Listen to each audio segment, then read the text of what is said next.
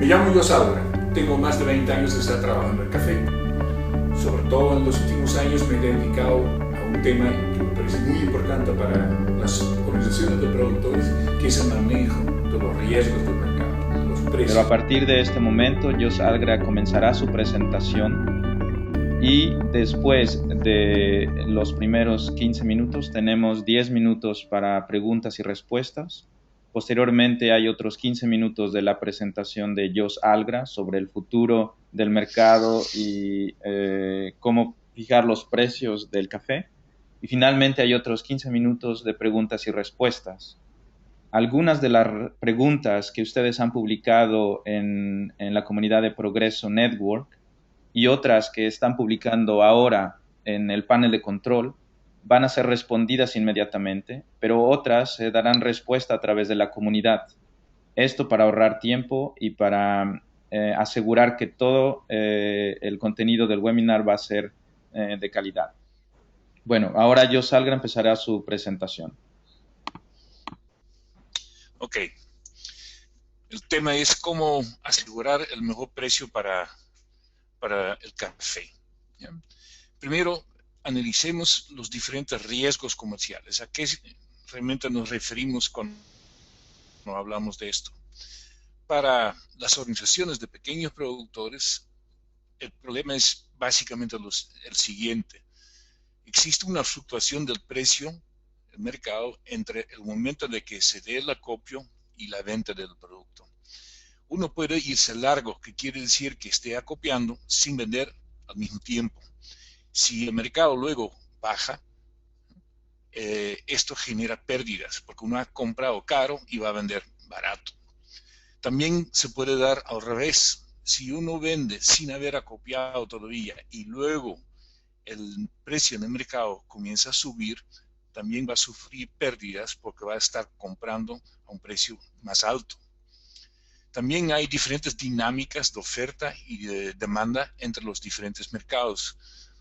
Particularmente estamos hablando de la diferencia entre el mercado local, donde uno está acopiando, y el mercado internacional, donde está vendiendo una buena parte de su café.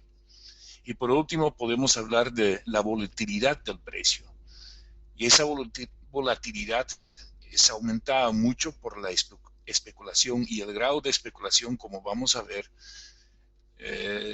es cada vez mayor. Los mercados financieros son cada vez más especulativos, entonces también la rapidez y la violencia con que los precios suben y bajan pueden generar muchos problemas a las organizaciones. Aquí tenemos un ejemplo de una organización que en esta cosecha que pasó apostó a un precio de como $240 por quintal. Pero el mercado empezó a subir, entonces la organización, en vez de irse con el precio de mercado, decía, yo necesito mis $230, mis $240 por quintal, entonces mejor me espero hasta que el mercado vuelva a subir antes de fijar los contratos. Estaba copiando, como podemos apreciar aquí, mes con mes, pero muy poco se fijó durante este tiempo. Y solamente cuando el mercado ya estaba bajando a debajo de 200, empezó a fijar mayores volúmenes, y eso implica una pérdida. Aquí podemos ver la misma situación de la misma organización. En noviembre y diciembre, cuando comenzaron a copiar, fijaron a unos contratos con precios más o menos al nivel que ellos deseaban, de $230, $240 por quintal. Pero cuando el mercado empezó a bajar luego, muy poquito, estaban fijando mientras el acopio estaba en pleno apogeo. Y solamente cuando el mercado bajó mucho y que ya no hubo más remedio que fijar los contratos, porque ya estaba por embarcarse el café, empezaron a fijar los contratos y con grandes pérdidas. Aquí podemos ver que un café que se acopió en este rango de $220, $230, se fijó apenas como a $190, y así siguieron esperando con las fijaciones hasta el último momento. Solamente al final de la cosecha, de pura suerte, de pura chiripa, como se dice, se fijó todavía unos cuantos lotes cuando el mercado se recuperó, cosa que nadie podría prever, solamente tuvieron suerte. ¿Ya? Entonces, el primer paso para un buen manejo de los riesgos comerciales es entender cómo funciona el mercado y cuáles son las tendencias. ¿Ya? Y en el análisis de mercado hay que diferenciar entre lo que son los fundamentos de oferta y demanda, que son factores que influyen a largo plazo, y un análisis más técnico de los elementos especulativos que dominan el mercado en el corto plazo. También hay que tomar en cuenta que la oferta y demanda de este momento ya están descontadas en el precio que tuvimos ayer. Como esto pasa por un mercado de futuros, la bolsa de Nueva York o de Londres para robusta, se trata de tratar de anticipar cómo se va a desarrollar la oferta y la demanda en el futuro. Pero a corto plazo, el precio se mueve netamente por la especulación. Nada tiene que ver con la oferta y demanda de café en físico. Entonces, el segundo paso, si uno ya entiende cómo funciona el mercado, es entender que no sirve especular. Si logramos que la gente entienda por lo menos eso, ya estamos a medio camino. Porque especular es tomar posición, apostar a que el mercado va a subir o bajar, y eso casi siempre genera pérdidas. Muy pocas veces tenemos la suerte de pegarle a la lotería y sacar unos buenos márgenes. Generalmente perdemos con una actitud especulativa sin saber cómo realmente funciona el mercado. Entonces, generalmente para la mayoría de las organizaciones, la mejor estrategia es vender a como entra el café. Para eso, lo primero que se necesita son contratos abiertos para poder fijar contra el físico. Así como está entrando el café con el acopio, deberíamos fijar los contratos. Hay que controlar bien las posiciones, no ir ni corto ni largo. Y se necesitan buenas políticas de acopio y de comercialización para que todo el mundo sepa a qué atenerse, que hay una buena división de tareas entre los diferentes miembros del equipo y que no nos dejemos llevar por cosas más políticas, sino más objetivas, cómo funciona el mercado, y así nos tenemos que adaptar. Se requiere una buena coordinación interna y con los productores, los socios de la organización. Es un trabajo en equipo, no es una sola persona que puede manejar todo esto. El tercer paso, una vez que uno ya tenga, digamos, los elementos básicos para no especular y más o menos manejar el mercado, podemos hacerlo un poco más sofisticado para mejorar los resultados. Necesitamos en primer lugar buenos registros y actualizados. El acopio, las ventas, el flujo de caja, todos esos elementos que necesitamos para poder operar. Hacer un buen análisis de los costos, los márgenes, saber diferenciar entre costos fijos, costos variables, para ver hasta dónde me puedo mover, saber qué liquidez necesito, prever con tiempo que voy a tener una falta de liquidez para tomar medidas. Para todo esto necesitamos un plan de cosecha que contemple diferentes posibles escenarios. Nunca podemos hacer un plan y hacerlo inflexible, que nunca se adapta a lo que realmente está pasando. Tenemos que prever y tenemos que adaptarnos, porque durante la cosecha las condiciones cambian. Tenemos que actualizar la información, modificar el plan para poder operar de manera coordinada, ordenada. Necesitamos una buena coordinación, no solamente con los productores, sino también con los clientes, porque de alguna forma se depende de los clientes, de las financieras, para tener el dinero a tiempo y poder rotar los recursos, pero también coordinarnos con otras organizaciones para ver un poco cómo ven, qué precios consiguen, etc. Se necesita una buena logística, control de calidad, control de liquidez. Si no tenemos eso, a cada rato podemos esperar que la cadena se trabe y que ya no podemos operar como habíamos previsto. Monitorear permanentemente qué está pasando en el mercado a nivel mundial y a nivel local, porque que nos movemos en diferentes mercados al mismo tiempo y tenemos que hacer un puente entre los dos mercados, y justamente ese puente es el riesgo principal que tenemos, y necesitamos una estrategia de fijación de contratos bien definida, con riesgos razonables y con metas realistas. No podemos tratar de sacar en cada contrato 10, 15, 20 dólares de margen. Es imposible en un mercado competitivo. Aquí podemos ver un ejemplo de una organización que en esta misma cosecha tuvo mucho más cautela. Sí estuvo con algo, algo largo en el acopio, pero muy moderado, viendo siempre para dónde va el precio de mercado. Y también vendiendo a cómo está entrando el café, para no luego incumplir contratos a falta de café.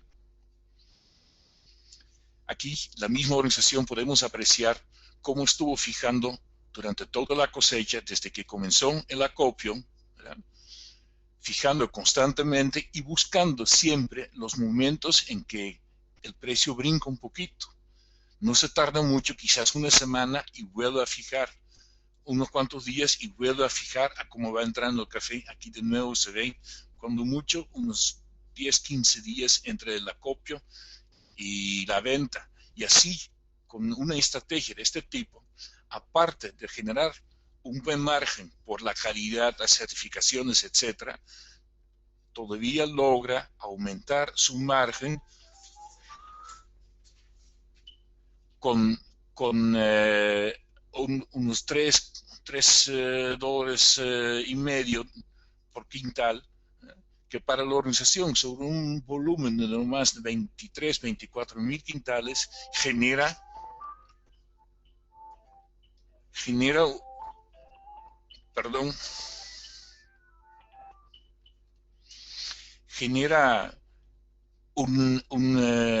un ingreso adicional de más de 80 mil dólares, que para una organización de este tamaño es significativo.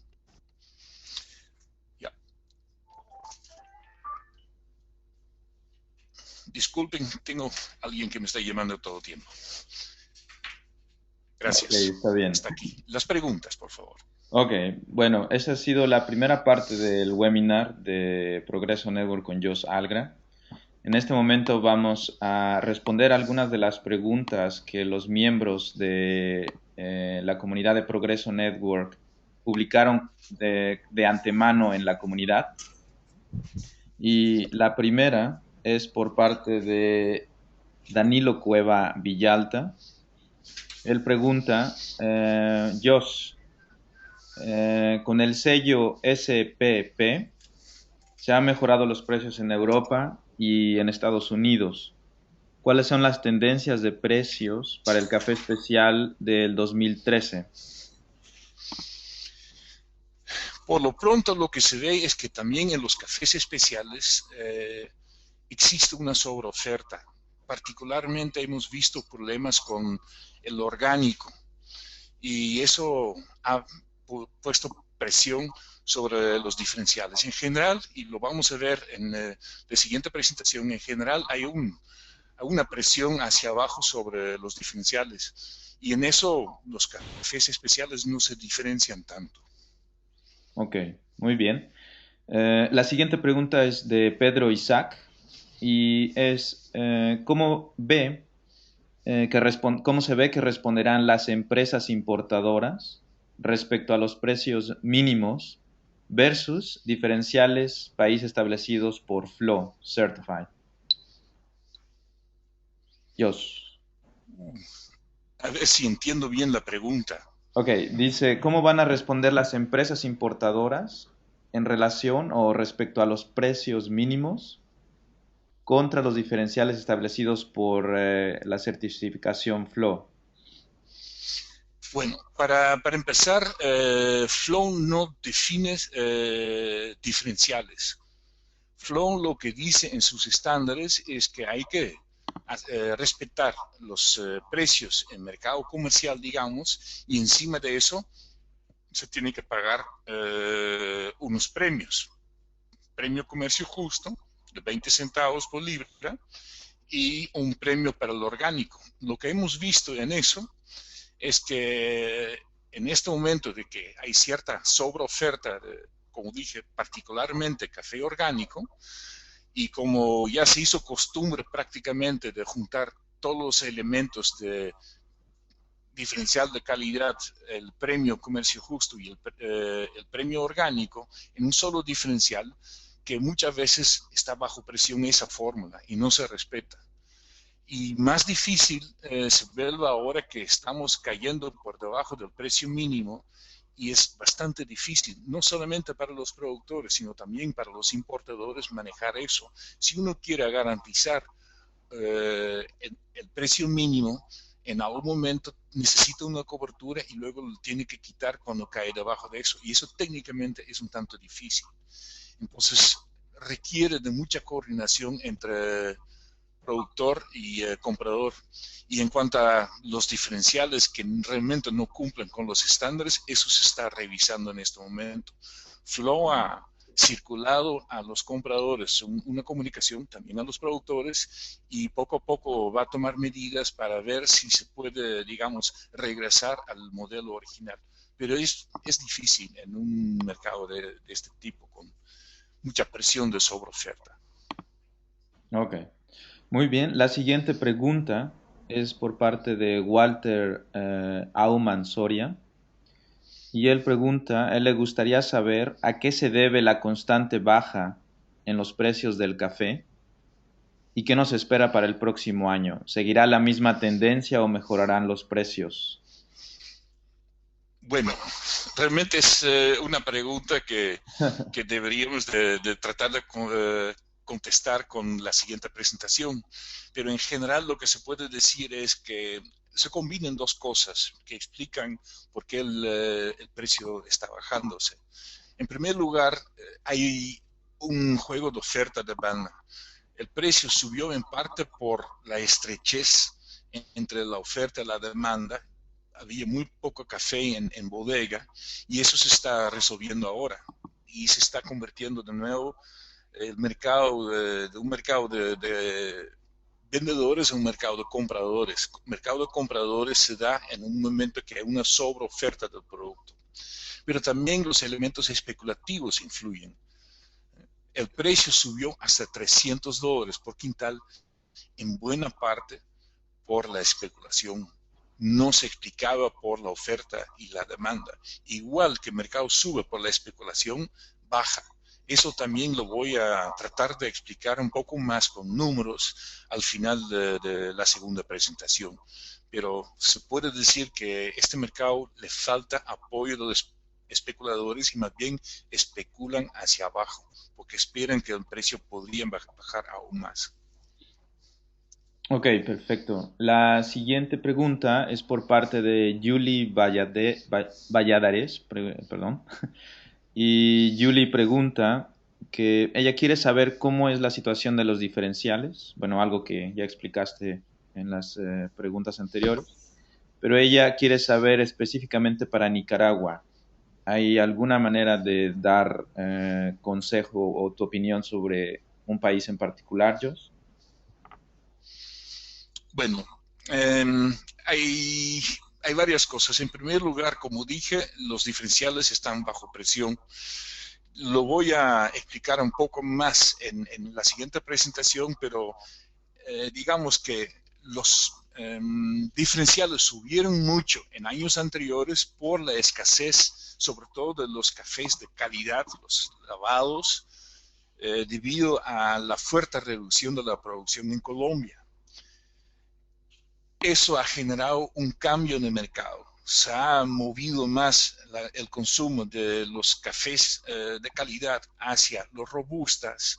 También se ha resuelto el problema de la oferta con ofertas de otros países. Particularmente Honduras ha crecido mucho con su oferta, y eso ha bajado los diferenciales. Entonces son varias cosas que se combinan. En el caso particular de Nicaragua, tiene que tomar en cuenta Nicaragua que, en primer lugar, su competencia, los países vecinos con calidades parecidas. Y se nota que Honduras en particular, ¿verdad?, en este momento tiene ofertas muy competitivas en comparación con lo de Nicaragua.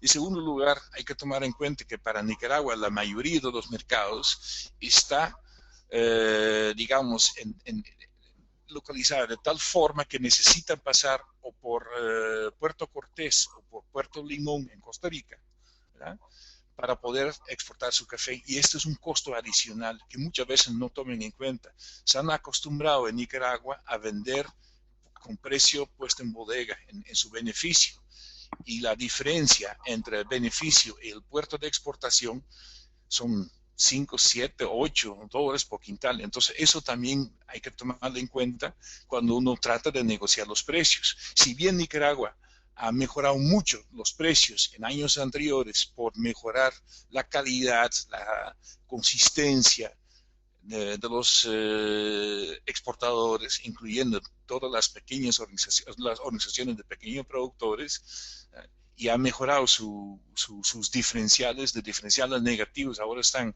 en diferenciales positivos, nunca tiene que perder de vista la competencia. Ok. Muchas gracias, Josh. La última pregunta es también de Walter y dice, Josh, hace un momento indicó que la sobreoferta de cafés especiales y orgánicos o con certificados, esto ocasiona la tendencia hacia la baja, pero si hablamos en términos totales de café, ¿cómo están los pronósticos sobre oferta y demanda para el año 2013? Eso mejor lo dejamos para la siguiente presentación, porque de nuevo me voy a Ok, adelantar. perfecto. Bueno, amigos, como pueden ver, la siguiente parte es la presentación de Josh Algra y hablará bastante sobre los diferenciales y los pronósticos para el año 2013. Entonces, creo que mejor vamos directo sobre la segunda parte de la presentación de Josh. Es muy emocionante ver que ya somos 25, poco a poco vienen apareciendo más personas. Es un webinar que ha despertado mucho interés y le damos la bienvenida a todos nuevamente. Entonces, en un minuto vamos a empezar la segunda parte de la presentación de Josh Algra. Y antes de empezar, solo quiero recordarles que pueden escribir sus preguntas en el panel de control que se encuentra en la parte superior derecha de sus pantallas, o en algunas computadoras está en la parte inferior izquierda. Y las preguntas serán respondidas después de los siguientes 15 minutos que dura la presentación de Josh Algra, o se dará respuesta por escrito dentro del grupo de análisis de los precios de café en la comunidad de Progreso Network. Entonces, Josh, usted tiene la palabra. Adelante. Ok, entonces el tema de las tendencias de oferta y demanda, y vamos a tratar de adivinar un poco cómo se pinta la cosecha que viene. En primer lugar, en esta gráfica pueden ver cómo se ha movido el volumen de café certificado en la Bolsa de Nueva York. Y podemos ver cómo en el momento de tener una gran escasez de cafés de calidad, de cafés lavados, particularmente en Colombia, cómo este volumen ha bajado de casi 5 millones de sacos a no más de 1 millón de sacos. Esto se debe a lo siguiente. En Nueva York, el café que se vende a la bolsa tiene diferenciales fijos. En el caso de Colombia, por ejemplo, el diferencial es +2. Y si en el mercado comercial Colombia llega a diferenciales de hasta +50 y +100 dólares por quintal, lógicamente nadie va a vender café a la bolsa de Nueva York. Y como hay escasez de café de ese tipo, los tostadores comienzan a comprar los cafés que hay en bodega para poder abastecerse del café que necesitan para su tostado molido. Y si un origen como Colombia, que es el principal origen de cafés lavados, arábigos lavados, no puede surtir todo el mercado, comienza a sustituir el comprador ese café con otros orígenes, y así sucesivamente. Estamos viendo de que todos los cafés comienzan a subir con su diferencial. Si luego tenemos más que suficiente café y los precios los diferenciales vuelven negativos, aquí podemos ver cómo el precio de Colombia subió mucho y arrastró a los otros orígenes, como en este caso Guatemala, y aquí tenemos el ejemplo de Honduras. Si luego estos diferenciales vuelven a ser negativos, de nuevo es interesante para ese tipo de café, esos orígenes, si no logran colocar su café por la calidad que tiene, por la certificación que tiene, pero también tomando en cuenta el volumen de la oferta contra la demanda, es de nuevo interesante para un vendedor volver a vender a la bolsa de Nueva York y comienzan a subir las existencias certificadas. Entonces hay una relación entre las existencias certificadas y los diferenciales en el mercado comercial. La otra cosa que hay que tomar en cuenta en esto es la diferencia entre los precios para el café arábigo y el café robusta, lo que en el mercado le llamamos arbitraje. Y aquí podemos ver cómo la diferencia entre estos dos cafés subió de unos 70, 80 dólares por quintal hasta 180 en su momento, más de 180. Y luego regresó de nuevo. Pero en el momento de mayor escasez de café arábigo, Nueva York subió mucho más que Londres. Y esa gran diferencia de precio entre los dos tipos de café hizo cambiar a los grandes tostadores su mezcla para más o menos controlar los costos. En vez de estar pagando 300 dólares por quintal, mejor compraban robusta a 120, 130 dólares. ¿Ya? Entonces, en el caso de Londres, con el café robusta, las existencias han bajado constantemente desde que esa gran diferencia de precio se dio. Y eso también ha dado un poco más de soporte al precio en Londres. Si bien últimamente está bajando, en lo que va del año, el precio de robusta se ha mantenido mucho más firme que el de arábigo en Nueva York. También lo podemos ver en el balance de oferta y demanda de café arábigo contra robustas. En los últimos años hemos tenido escasez de café o un pequeño excedente nada más, pero un balance más o menos entre la oferta y la demanda. Y solo en este año, en esta cosecha que estamos entrando, se espera un excedente de nuevo, que es una de las razones por qué el precio va para abajo. Pero fíjense dónde estaba antes el déficit, sobre todo en los arábigos. Y ahora estamos viendo que más bien en arábigo se espera un excedente y en robusta más bien hay un balance.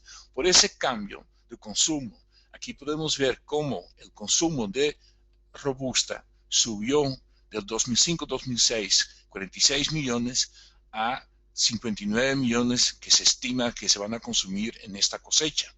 Entonces aquí podemos ver cómo la diferencia de dinámica entre los diferentes mercados también cambia el patrón de oferta-demanda y de consumo, en este caso particular, entre los diferentes tipos de café. Y esto no fácilmente va a cambiarse de nuevo. Entonces, probablemente por muchos años vamos a tener mayor consumo de robusta y hay mayor presión en arábigo. Aquí también lo podemos ver cómo la participación de los dos tipos de café ha cambiado, ¿verdad? Robusta, que estaba un poco arriba del 35%, ahora está cerca del 45% de todo el café a nivel mundial. Y el arábigo, que estaba cerca del 65%, se está acercando al 55%. Si queremos entender qué está pasando en el mercado, siempre tenemos que tomar en cuenta que una gran parte del café se produce en más de 4 países, que son Brasil, Vietnam, Colombia e Indonesia. ¿Ya? Y cualquier problema que se dé en uno de estos 4 países va a tener un impacto a nivel global, porque representan 60-70% de todo el café que hay en el mundo. Entonces veamos qué está pasando en esos 4 países. En el caso de Brasil, el pronóstico de CONAP, que es una instancia de gobierno para la cosecha 2012-2013, que ya se levantó, ya terminó en octubre, es más o menos 50.5 millones de sacos. Siempre manejan un rango. Otras fuentes, como el Departamento de Agricultura de Estados Unidos, USDA, y el sector comercial, estiman esta cosecha más bien en unos 56 millones de sacos. En el caso de Brasil hay que tomar en cuenta siempre el alto nivel de consumo. Después de Estados Unidos, es el segundo país consumidor de café en el mundo. El consumo anda entre 19 hasta más de 20 millones de sacos en este momento, y el pronóstico para el 2013 es de 21 millones de sacos. Las exportaciones en los últimos años han sido de 33, 34 millones de sacos. Si juntamos exportaciones y consumo, Brasil necesita 54 o 55 millones de sacos, que es más o menos el volumen que están produciendo ahora. A la fecha, según los registros, solo como un 50% se ha vendido. Los productores tienen financiamiento para retener café, porque con estos precios no quieren vender porque están perdiendo. Pero este café no desaparece, este café sigue pesando sobre el mercado. Entonces, en un momento, ese café tiene que salir al mercado. La cosecha 2013-2014 es una cosecha baja, pero hay que tomar en cuenta que la fluctuación bianual entre las cosechas altas y las cosechas bajas se está reduciendo cada vez más. Los rendimientos, sobre todo en las cosechas bajas, han aumentado mucho por las inversiones que han hecho en mejor tecnología, etc. Y también hay que tomar en cuenta que han invertido bastante en aumentar la producción en los últimos años para aprovechar los buenos precios. Entonces, la gran pregunta que tenemos para la cosecha 2013-2014, que en el caso de Brasil comience ya en abril del año que viene, es si vamos a ver una escasez de nuevo, si no pueden cumplir con este volumen de 54 a 55 millones de sacos, o, que es el otro extremo de un escenario posible, si se juntan las ventas de las dos cosechas, si siguen reteniendo el café por no estar contento con el precio de mercado, y luego ya llegando a la cosecha nueva todavía tengan millones de sacos en bodega. Se estima que Brasil va a aumentar sus existencias en por lo menos unos 2 millones de sacos. Luego tenemos Vietnam. La cosecha 2011-2012 se estima en un nivel récord de 26.7 millones de sacos. Parte podría ser importaciones de Laos, el país vecino. Las exportaciones son un poco más fáciles de controlar, 25.5 millones de sacos. Esto es más de lo que se había esperado. Entonces, ese balance con problemas de oferta de robusta, estrechez en la oferta de robusta, en parte se va a resolver con este gran volumen. Hay que tomar en cuenta que en el caso de Vietnam, hay todavía casi 1 millón de sacos en bodega sin vender de cosecha vieja, por el volumen, sobre todo en los últimos meses, que salió adicionalmente a lo esperado. El consumo en Vietnam anda por entre 1 y 1.8 millones de sacos. Para la cosecha 2012-2013 se podría esperar una baja de 10-15%, en parte por el estrés de las plantas, pero también en parte por las condiciones climáticas.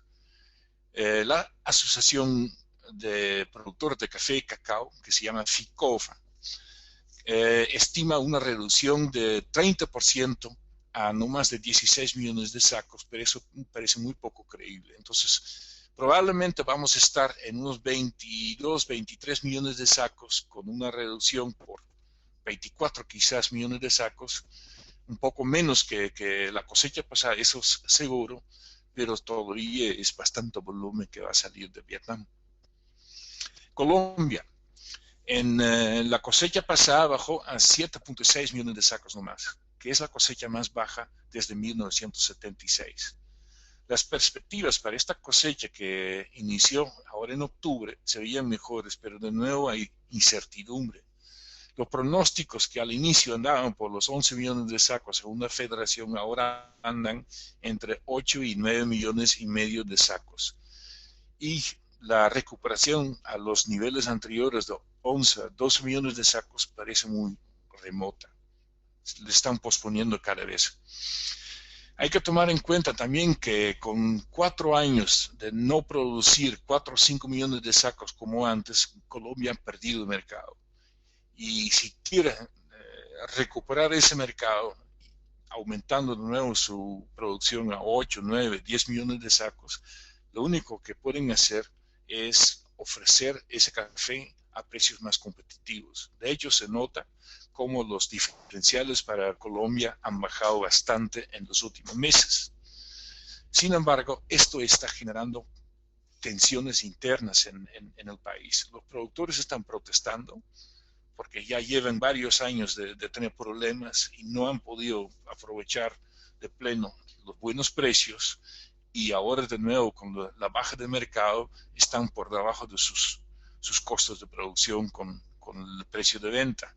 Recién el gobierno de Colombia aprobó un monto de 80.000 millones de pesos, que son 44 millones de dólares, para subsidiar durante algunos meses el precio de café, pero los problemas son serios en Colombia. Aquí podemos ver cómo en años anteriores, antes de los problemas que comenzaron en 2008-2009, el promedio de la cosecha, la producción andaba cerca de 12 millones de sacos y llevamos 4 años con el 2011-2012, el nivel más bajo de 7.6 millones de sacos. Aquí el volumen de Colombia, que ya se estaba recuperando ligeramente en la cosecha 2010-2011, pero en el 11-12, de nuevo por problemas de clima, etcétera, de nuevo los volúmenes comenzaron a bajar. Indonesia. 2 malas cosechas ha tenido con mucha lluvia por la Niña. La producción en estos años ha bajado de 10 a 7 millones de sacos. El consumo doméstico varía según la fuente entre 2 y 4 millones de sacos. Nadie sabe a ciencia cierta cuánto efectivamente están consumiendo en Indonesia, y eso pesa mucho sobre el volumen que podrían exportar. De hecho, en el 2011 Indonesia tuvo que importar café de Vietnam para su consumo interno.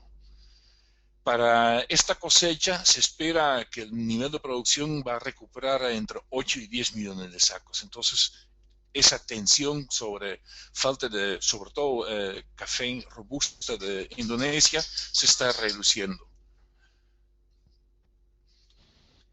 En el resto de América Latina se espera una buena cosecha, en parte producto de los buenos precios que en muchos países han sembrado y fertilizado mucho café, y estamos viendo los resultados, ¿no? En particular en Honduras, donde se espera que se podría aumentar la producción hasta más de 6 millones de sacos.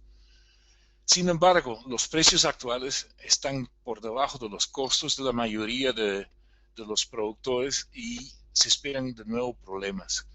También hay muchos reportes de roya, ahora también en zonas altas que antes no tenían problemas de roya, pero eso no va a afectar esta cosecha, sino hasta la próxima, la cosecha 2013-2014. Perú, la cosecha que están terminando ahora bajó como un 20% a un estimado de 4.2 millones de sacos, y las perspectivas para 2013 parecen buenas, por lo menos mejores que esta cosecha. Entonces, si hacemos un resumen, la OIC normalmente no hace muchas estimaciones, pero en 2012-2013 publicó una estimación de 147 millones de sacos, que para la OIC es mucho, porque normalmente sus pronósticos son muy conservadores. Eso contra un consumo que en el 2011 llegaba a 139 millones de sacos. Estados Unidos estima la cosecha en casi 148 millones de sacos, pocas veces que coinciden estas dos fuentes, y el consumo proyectan para esta cosecha que iniciamos en más de 141 millones de sacos. La mayoría de los analistas estaba previendo un nuevo déficit en el transcurso de 2013 por la baja de Brasil en particular, pero con los datos actualizados, con mayor volumen en varios países y también tomando en cuenta las inversiones que se han hecho en diferentes países para aumentar más la producción, varios analistas últimamente están cambiando de opinión y esperan más bien una sobreoferta estructural inclusive en los próximos años. Lo que sí podría cambiar el panorama de alguna forma es el fenómeno del Niño, que podría de nuevo generar sequías en ciertas regiones como el sureste de Asia, pero también América Central, inundaciones en América del Sur, etc. Entonces eso es un poco inseguro todavía. Esto en cuanto a la oferta y la demanda. También hay que tomar en cuenta para esto la especulación para la fijación de los contratos. En esta gráfica podemos ver cómo se mueve mucho el precio de mercado según el nivel de especulación. ¿Ya? Y aquí se tergiversa un poquito por el gran aumento del precio en los últimos 2 años. Si regresamos un poco en el tiempo, del 2006 a junio de 2010, podemos apreciar cómo el precio del mercado de Nueva York se mueve exactamente según la posición neta larga de los grandes especuladores, los pequeños especuladores y los fondos de índice, que en su conjunto son, digamos, el mundo de la especulación en los mercados. Entonces, podemos ver que efectivamente con esta gráfica el precio se mueve netamente por la especulación. Nada tiene que ver en el corto plazo con la oferta y la demanda. ¿Ya? Y ahora que ya estamos saliendo un poco de esta especulación exagerada, podemos ver de nuevo cómo se mueve el precio del mercado con esa posición neta. Y aquí es importante observar cómo han pasado de una posición neta larga de hasta 80, 90 mil contratos, ahora estamos con una posición neta corta de 35 mil contratos. Lo podemos ver en el siguiente cuadro. Aquí podemos ver los no comerciales, que son los especuladores tradicionales, los comerciales y los fondos de índice, ¿verdad? Y aquí podemos ver cómo en las últimas semanas, ¿verdad?, el nivel de su posición neta corta ha llegado a extremos, a 35, 36 mil contratos. Es un nivel que no habíamos visto antes. Y esta sobreventa, digamos, de contratos en mercado por la falta de confianza en el precio genera una dinámica propia. Si esto se da, en algún momento los fondos que están especulando a la baja van a tener que volver a comprar contratos si el precio cambia, si no van a tener fuertes pérdidas. Y eso podría ser el caso en este momento. Si analizamos en los últimos meses cómo ha sido el comportamiento, aquí podemos ver en junio, julio, cómo los comerciales tenían una posición larga y los fondos una posición corta. Estos extremos llevaron el mercado a subir rápidamente el precio. En septiembre se repitió y de nuevo el mercado subió rápidamente. Aquí podemos ver un rally, como le llaman, un alza así sostenida durante varias semanas, ¿verdad?, para llegar de nuevo a los 180, 190 dólares por quintal. Y la pregunta que nos hacemos ahora es, ahora que tenemos niveles aún más bajos, este es a propósito únicamente de los futuros, en la gráfica anterior era futuros y opciones combinados, ¿verdad?, pero niveles tan bajos de los fondos de especulación, a un momento que estos comerciales vuelven a comprar, tiene que subir el mercado. Entonces podría ser que en este momento se está creando una situación muy explosiva que podría llevarnos a un fuerte aumento de precio en las próximas semanas. Igual bajan aún más porque todavía no se confían o por la situación macroeconómica. Entonces, para nuestras prácticas de fijación, tenemos que tomar en cuenta, en primer lugar, que a corto plazo lo que domina es la especulación. La oferta y demanda de café solo influyen en el nivel de precio a mediano y largo plazo. Es imposible predecir para dónde va el precio. Podemos analizar las probabilidades estadísticas, pero nunca podemos decir a ciencia cierta que el precio va a subir o bajar. Solamente los fondos que manejan miles de millones de dólares tienen el poder para cambiar el rumbo del mercado. En eso influyen mucho los factores externos, las noticias macroeconómicas. Si los fondos no están muy seguros qué va a pasar con la economía a nivel mundial, se huyen de los valores especulativos de ciertos mercados. Y también las tendencias en otros mercados influyen fuertemente. Si el precio del petróleo sube, tengan por seguro que el precio del café sube también. Nada que ver con oferta y demanda, pero es una de las cosas que hay que tomar en cuenta. Y por lo tanto, no es muy prudente tomar posición. No hay que separar mucho en el tiempo la fijación de los contratos y el acopio. Lo más seguro que tienen en la mano es el café, para no arriesgarse mucho.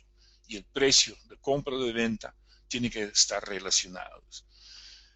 Y hay que poner ciertos límites a las posiciones cortas y largas, tanto en el volumen, no irse muy corto, no irse muy largo, pero también en el tiempo. No esperen semanas y semanas para ver si el precio vuelve a subir, porque nadie lo puede predecir. Gracias. Ok, muchas gracias, Jos Algra, por las recomendaciones en cuanto a la fijación. Creo que han sido excelentes recomendaciones para todas las organizaciones de productores. Ahora vamos a tener una sesión de preguntas de algunos de los miembros en el foro y en el control panel enviaron preguntas.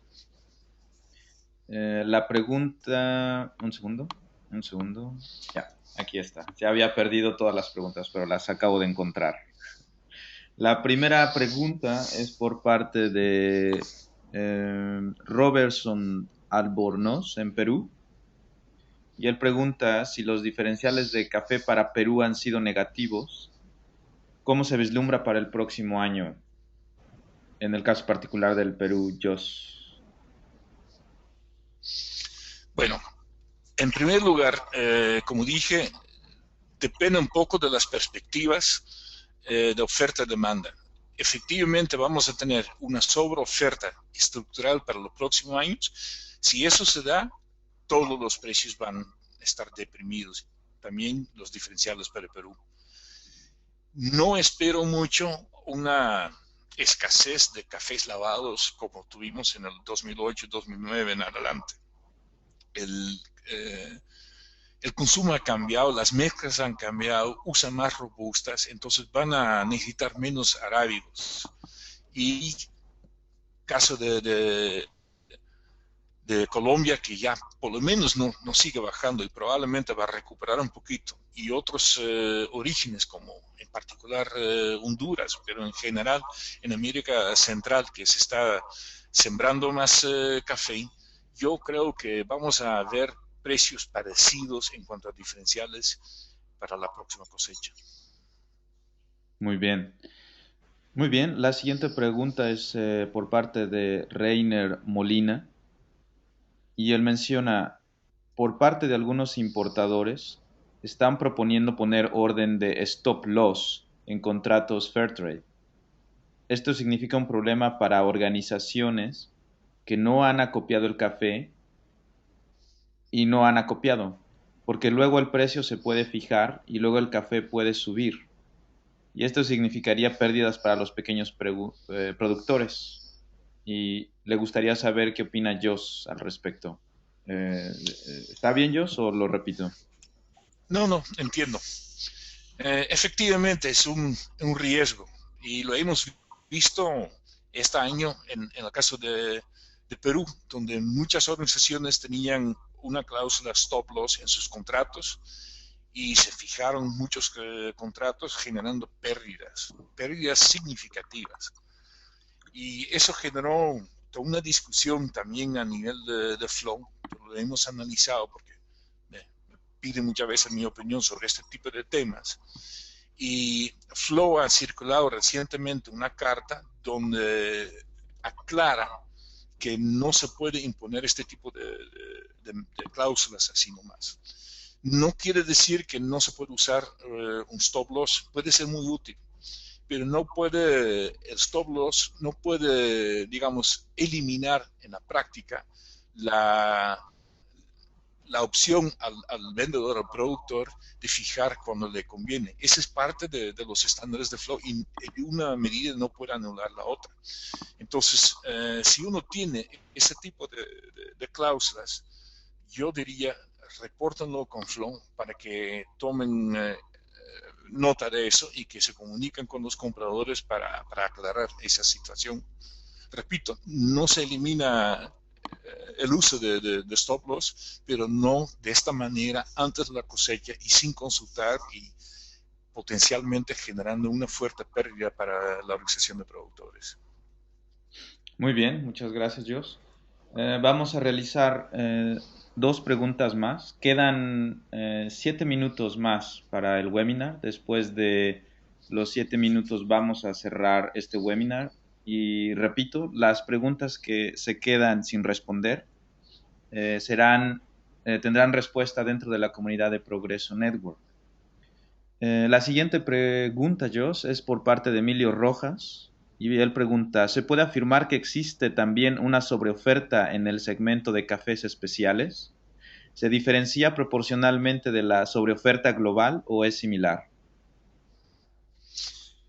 Bueno, la sobreoferta existe en muchos cafés.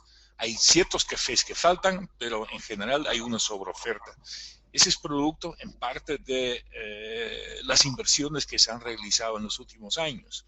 Y hay, digamos, cierta ciclicidad en la producción de café. Eso es normal. Y eso se da también en los cafés especiales. En los últimos años, la demanda de cafés especiales ha crecido mucho más que en general. Y todavía no he visto que ese crecimiento mayor en cafés especiales certificados de calidad haya reducido en relación a la demanda en general a nivel global. Puede ser, pero normalmente eso toma 1 o 2 años hasta que uno vea los números. Porque los hechos siempre se adelantan a los números. Los números son análisis históricos de lo que ha pasado. Puede ser. En el caso particular de Perú, sí hemos visto, sobre todo el año pasado, una sobreoferta de café orgánico. Hay que tomar en cuenta que Perú, en cuestión de 5 años, prácticamente ha duplicado su oferta de orgánico. Y si bien la demanda de cafés especiales crecía más que la demanda en general, absorber un volumen adicional de 500,000 sacos no es tan fácil. Eso toma su tiempo. Entonces es una cosa, para mí, temporal, pero real, que todavía estamos viendo. Todavía por la gran oferta del año pasado, más lo que luego salió de Centroamérica, tenemos una sobreoferta de ese tipo de café orgánico en particular. Ok, muchas gracias, Jos. Esta es la última pregunta. Y quedan 4 minutos para cerrar el webinar. Quiero agradecer a todos por su asistencia. Y Jos, ¿qué tanto influirá en la cosecha 2013-2014 que la roya en Centroamérica tiene un efecto exponencial? En Guatemala se habla de 30% este año y, como se mencionó, a alturas nunca antes vistas. Correcto. Bueno, hay estimaciones de afectación que varían un poco de un país a otro, pero la mayoría está entre 20 y 30%. Entonces, si efectivamente eso se da y no logran remediar eso con tiempo, vamos a ver una reducción de la oferta. Y no solamente es la roya, sino también, por ejemplo, la broca, que no solamente te afecta el rendimiento, sino también la calidad del producto. pero hay que tomar en cuenta que eso es un problema localizado en algunos países. Para los países genera problemas, sin duda, pero no necesariamente va a influir en el precio a nivel mundial. Depende, si se suma todo eso, si efectivamente te cambia el balance y que te genere un déficit. Eso hasta el momento no lo he visto, pero sí podría, por ejemplo, influir en los diferenciales. Si ciertos cafés no van a estar tan ampliamente disponibles, podría aumentar el diferencial para los cafés parecidos para sustituir. Muy bien. Bueno, hay 3 preguntas más que responderemos a través de la comunidad de Progreso Network.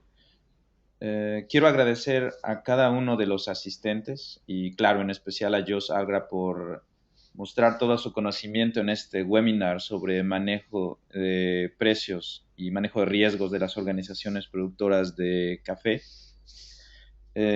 Contamos con 29 asistentes al webinar, que realmente superó nuestras expectativas. Quiero agradecer una vez más a todos ustedes.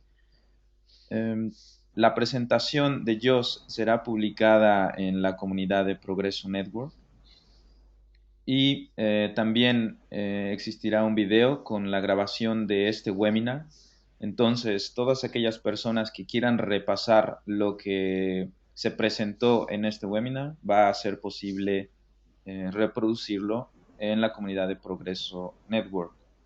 Cualquier información extra que ustedes quisieran tener, por favor, contáctenme directamente a través de la comunidad de Progreso Network, o pueden hacerlo a través de mi correo, ignacio@progresonetwork.org. Bueno, muchas gracias a todos ustedes. Espero el webinar haya sido de mucha utilidad para la fijación de precios y para las expectativas del siguiente año del mercado del café. Jos, no sé si quieres cerrar el webinar con algunas palabras. Bueno, muchas gracias por su interés en el tema. Creo que es importante, aunque no es lo único que hay que ver en un negocio de café. Y los invito a todos a seguir usando la plataforma de Progreso Network para seguir analizando este tipo de temas, intercambiando ideas, y ojalá que a todos nos sirva de alguna forma para nuestro trabajo, para mejorar los resultados de nuestro trabajo. Gracias. Ok, reitero mi agradecimiento por su asistencia a todos ustedes. Es emocionante ver personas de Guatemala, Honduras, Perú, México, Francia, Holanda, todos reunidos en un evento virtual, lo cual quiere decir que, bueno, el negocio del café es global y tiene influencia en diferentes culturas y diferentes niveles de la cadena productiva. Entonces, todos estamos involucrados en este negocio.